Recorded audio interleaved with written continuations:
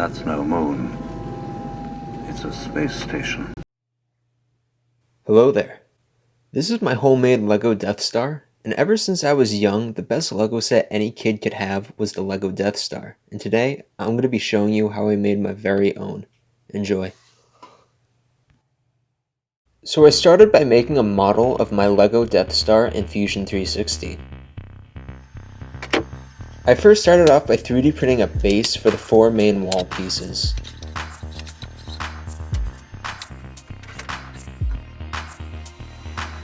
Then I started by cutting out the 4 pieces that will make up the walls. So before I continue the video, this is my homemade CNC router I'll be using in this build. Definitely take a look at the series if you're interested.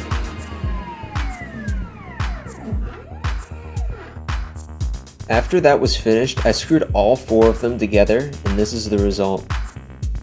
Then I used my Ender 3 to 3D print out a lot of plastic brackets. Now I went back to my CNC router to cut out all the floor pieces. After all the floor pieces were cut out, I used ABS to PVC cement to connect the Lego base plate, which is made out of ABS plastic, to the PVC floor.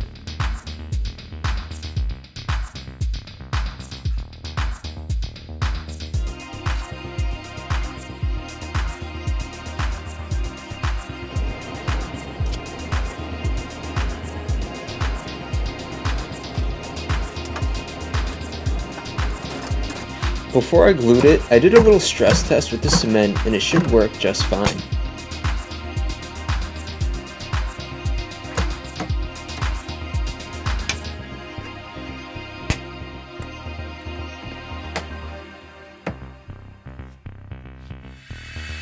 After it dried for 24 hours, I used a router to cut the exceeding base plate flush with the PVC floor.